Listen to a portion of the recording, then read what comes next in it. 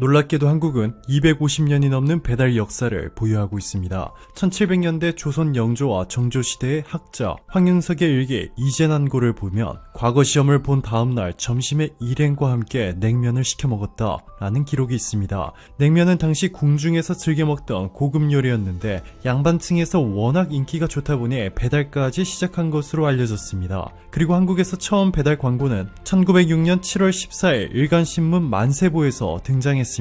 조선 말기에 조선음식 전문점 명월관, 당시 고급 요리집의 대명사였던 명월관은 음식을 각각 그릇에 담아 교자상까지 차려 배달하는 일종의 한정식 출장 뷔페를 시행했습니다. 명월관은 신문을 통해 각 단체의 회식이나 시내외 관광, 회가변과 관 혼례연 등 필요한 분량을 요청하시며 가까운 곳, 먼 곳을 가리지 않고 특별히 싼 가격으로 모시겠습니다 라고 배달 광고를 게재했습니다. 당시 조선에서 가장 유명했던 배달 음식은 효종갱, 일종의 해장국으로 광주 남한산성의 유명 해장국집에서 배추 속대, 콩나물, 송이, 표고버섯, 해삼, 전복 등을 토장에 섞어 하루 종일 끓이고 밤사이 국항아리를 솜으로 싸서 소달구지에 실어 한양으로 보내면 새벽정이 울릴 때쯤 먹는 음식이었습니다. 그리고 우리에게 익숙한 배달이 시작된 것은 지금으로부터 40년 전, 우리가 일어나면 가장 먼저 하는 일이 현관 문 앞에 신문이나 우유를 확인하는 것이었죠. 보통 집안 형편이 넉넉지 못하지만 매일 아침 일찍 일어날 수 있는 성실한 청년들이 주로 우유나 신문 배달원으로 활동했습니다.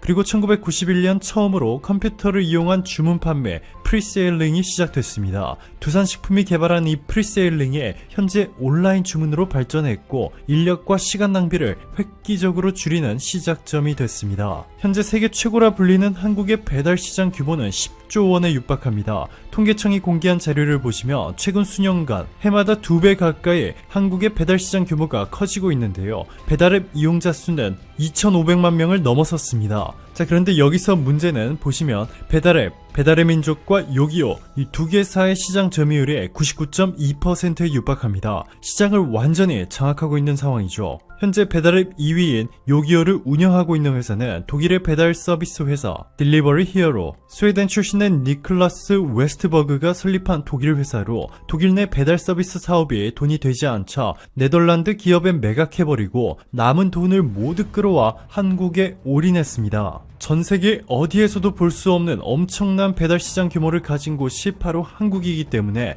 이 독일 회사는 한국 시장이 곧 이들의 생명과도 같습니다. 이 때문에 딜리버리 히어로가 한국에서 무리수를 두었습니다. 배달앱 2위인 요기요에 이어 독보적인 1위를 기록 중인 배달의 민족을 인수하겠다고 발표한 것인데요. 반대의 목소리가 거센 상황입니다. 산업통상자원 중소벤처기업위원회 소속 이동주 더불어민주당 의원은 국회 국정감사에서 치킨 전문점이 배달앱을 이용할 경우 월 수입이 60%나 하락한다고 주장했습니다. 서울신용보증재단이 공개한 배달앱 수수료 분석 자료에 따르면 치킨집이 17,000원짜리 후라이드 치킨 한 마리를 판매했을 때 배달앱 수수료는 깃발 광고료 333원, 배달앱 중개 수수료 1,156원, 결제 수수료 560원, 배달 대행료 1,500원, 이렇게 해서 치킨 한 마리당 총 3,549원의 배달앱 수수료를 지불해야 합니다. 임대료가 한 달에 100만원이라 가정하면 한 마리당 333원, 원재료비 7,469원, 세금 2,805원을 제외하면 치킨 한 마리당 겨우 2,344원의 이익이 남습니다.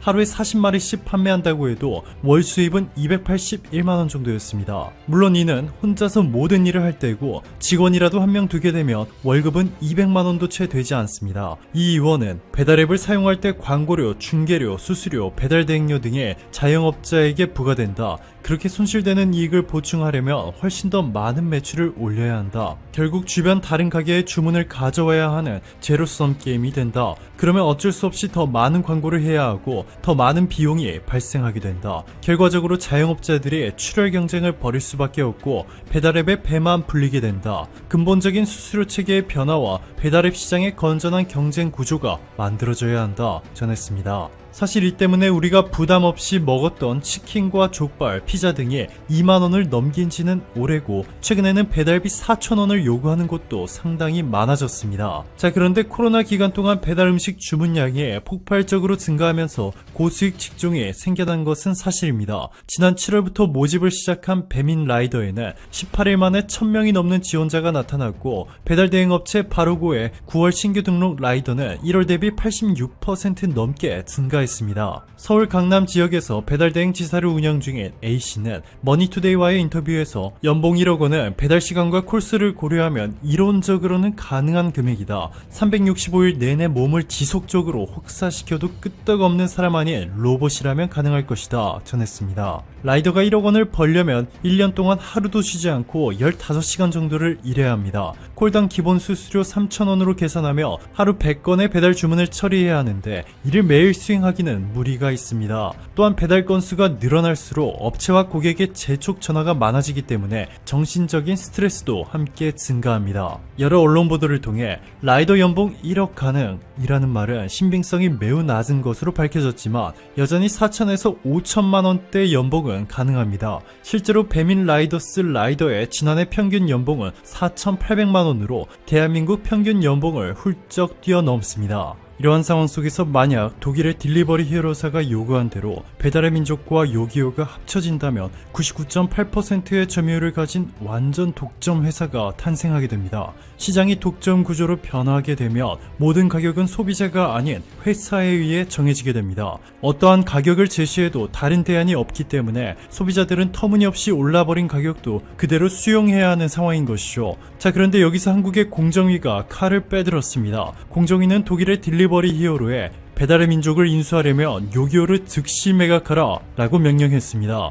이에 독일 DH 측은 한국 공정위의 의견에 절대 동의하지 않는다 라며 이의를 제기할 것이고 위원들을 설득하겠다 라고 답했지만, 공정위는 이들의 뜻을 거부했습니다. 결국 딜리버리 히어로는 배달의 민족을 운영하고 있는 우아한 형제들 지분 88%를 취득하는 대신 요기요를 제3자에게 매각하기로 최종 결정했습니다. 공정위의 뜻에 따를 수밖에 없었던 것이죠. 공정위는 독일 딜리버리 히어로사가 배달의 민족과 요기요 모두를 갖게 되면 배달 앱을 이용하는 시장 참여자 모두가 손해를 볼 수 있다며, 특히 소비자들의 혜택이 줄고 시장 지배력을 남용해 가격을 인상할 가능성이 높다고 판단했습니다. 공정위는 독일 딜리버리 히어로가 약속한 대로 배달앱 요기요를 매각하지 않을 경우 이행 강제금을 부과하거나 검찰 고발까지 할 것이라며 강력한 입장을 내놓았습니다. 현재 독일 DH사로부터 요기요를 인수하게 될 후보로는 네이버와 카카오, 쿠팡, 그리고 대형 사모펀드들이 거론되고 있는데요. 4,500만 명의 국내 이용자 수를 확보한 카카오가 카카오톡 주문하기와 요기요 플랫폼을 결합할 경우 배달의 민족을 위협할 수 있는 수준의 새로운 배달 플랫폼이 탄생할 수 있을 것이고, 배달의 민족의 독점적인 위치가 무너지고 경쟁이 치열해져 소비자들이 상당한 수혜를 입을 수 있을 거란 분석도 나오고 있습니다. 오늘도 감사합니다. 최고로 멋진 하루 보내시길 바랄게요. 마스크 때문에 최근 미국이 해적 소리를 듣고 있습니다. 독일과 프랑스 정부가 미국이 중간에 마스크를 가로챘다, 이런 주장을 하고 있어서인데요. 무슨 일이 벌어진 걸까요? 국적 기업 3M은 요즘 의료용 마스크를 만드느라 여념이 없다는데 독일로 향하던 3M 마스크 수십만 장이 중간에 사라졌다고 합니다. 독일 정부는 미국 정부가 중간에 빼돌렸다며 분노하고 있습니다. 사라진 마스크는 무려 20만 장, 베를린 주경찰과 의료진이 주문한 겁니다. 중국에 있는 3M 공장에서 태국 방콕을 거쳐 독일로 갈 예정이었다는데요. 방콕에서 갑자기 행선지가 미국으로 바뀌었다는 주장입니다. 독일은 웃돈을 주고 중간에서 미국이 마스크를 가로챘다고 주장하고 있습니다. 심지어 현대판 해적 행위라는 것은 비난을 쏟아냈는데요. 마스크 전쟁에선 국민도 없습니다. 프랑스로 갈 마스크 수백만 개를 실은 비행기를 미국에서 누군가 더 비싼 값을 불러 가로챈 일이 있었다는데, 프랑스의 한 정치인은 이 익명의 미국 구매자가 미국 정부 관계자라고 주장했습니다. 이에 대해 미국 정부는 절대 아니라고 하지만 상대국들은 의심의 눈초리를 거두지 못합니다. 마스크 공급을 놓고 트럼프 대통령과 3M 사이에 적지 않은 갈등이 감지돼 왔기 때문입니다. 게다가 코로나19가 급격히 퍼지며 마스크가 절박해진 미국의 상황도 의심을 사게 된 배경이 되고 있습니다. 의료진이 쓸 마스크도 부족하고 시민은 구경조차 못한다는데요. 삼성, 마스크 30만여 개 들여왔다. 삼성이 코로나19의 사회적 위기 극복을 위해 국내 마스크 공급 확대에 힘을 더한다. 국내 마스크 제조 기업의 생산량 증대 지원에 나선 동시에 해외에서 확보한 마스크 33만 개 기부 등 공급 확대를 위한 긴급 지원 형태다. 삼성은 중소기업 스마트 공장 구축 지원 경험을 활용해 국내 마스크 제조업체들이 생산량을 증대할 수 있도록 지원 중이라고 밝혔다. 중소벤처기업부와 중소기업 중앙회를 통해 추천받은 EW, 에버그린, 레스텍 등 3개의 마스크 제조기업들에 지난 3일부터 제조 전문가들을 파견해 지원을 시작했다. 해당 기업들이 새로 설비를 추가하지 않고도 기존에 보유한 생산 설비를 활용, 단기간에 생산량을 최대한 늘릴 수 있도록 현장 제조 공정 개선과 기술 전수 등을 진행 중이다. 삼성은 일부 제조사가 마스크 생산에 필요한 금형 확보에 어려움을 겪자 직접 금형을 제작해 지원에 나서기도 했다. 글로벌 네트워크도 동원한다. 삼성은 삼성전자와 삼성물산, 삼성디스플레이, 삼성생명, 삼성화재, 삼성카드, 삼성증권 등 계열사의 해외 지사와 법인을 활용해 마스크 약 28만 4천 개를 긴급 확보했다. 이 마스크들은 전국재해구호 협회를 통해 대구 지역에 기부했다. 삼성은 미국 등 다른 지역에서도 마스크 확보를 추진하고 있으며 추가 물량 확보가 가능해지는 대로 전국재해구호 협회가 유통업체를 통해 이를 직접 수입할 수 있도록 연결할 계획이다. 한편 삼성전자는 중국의 한 반도체 고객사가 직원들을 위해 사용해달라고 보내온 마스크 5만 개를 방역용품 부족 등 어려운 환경 속에서도 사회적 위기 극복에 헌신하고 있는 대구광역시 의사회에 제기증했다. 삼성전자 관계자는 이번 위기를 조기에 극복하기 위해서는 마스크와 같은 방역용품이 절실히 필요한 곳에 우선적으로 전달되어야 한다는 취지로 이번 기부를 결정했다고 설명했다. 삼성전자, 영코로나19 임시병원에 러기드폰 2,000대 기부. 삼성전자가 신종 코로나 바이러스 감염증 확산세가 거세지는 영국의 일반 스마트폰보다 내구성이 높은 러기드폰 등 방역 물품을 기부했다. 9일 삼성전자는 뉴스롬을 통해 영국 런던 동부에 위치한 정부 지정 임시병원 국민보건서비스 나이팅게일에 갤럭시 X커버 4S 2000대와 자외선 소독기를 지원했다. X커버 4S는 지난해 6월 출시된 러기드폰. 러기드폰은 거친 환경에서 주로 활동하거나 야외 건설 현장 등에서의 사용에 특화됐다. 화웨이 계약 파기해라. 코로나19 때문에 중국에 열받은 영국. 중국을 향한 영국의 분노가 들끓고 있다. 신종 코로나 바이러스 감염증 확산으로 패닉에 빠진 현 상황에 대한 책임을 중국으로 돌리는 것이다. 정치권을 중심으로 코로나19 사태에 대한 책임을 물어 중국을 응징해야 한다는 분위기다. 특히 미국의 반대를 무릅쓰고 오지의 화웨이 장비 사용을 허용했던 결정을 철회해야 한다는 이야기도 나온다. 영국 데일리 메일은 영국 정부 고위 관계자를 인용해 영국 정부가 중국의 코로나19 대처에 매우 분노하고 있으며 중국을 응징할 생각이라고 29일 보도했다. 한 고위 관계자는 지금 최우선 순위는 코로나19 사태에 대응하는 것이라며 하지만 사태가 다 끝나면 응징이 있을 것이라는 건 누구나 알고 있다고 목소리를 높였다. 영국은 특히 중국의 코로나19 정보에 대한 불신이 높다고 데일리 메일은 지적했다. 영국 과학자들은 중국이 코로나19 환자 숫자를 의도적으로 적게 집계하고 있으며 규모가 발표된 숫자보다 15에서 40배 더 많을 것이라고 보리스 존슨 영국 총리에게 경고하기도 했다. 영국의 이런 분노는 화웨이에도 향하고 있다.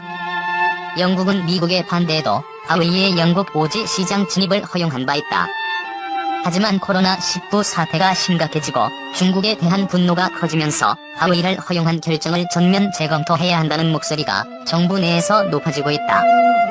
한 정부 관계자는 우리는 화웨이가 단순히 우리 경제에 참여하는 것에 그치지 않고 중요한 인프라 구축에 참여하도록 했다면서 전략적으로 중요한 인프라 구축을 중국에 의존하는 것을 재검토하는 게 시급하다고 강조했다. 그는 중국 정부가 세계 경제를 망쳐놓고 아무 일 없다는 듯이 돌아오는 걸 용인할 수는 없다고 주장했다. 한국에 대한 서구사회의 착각,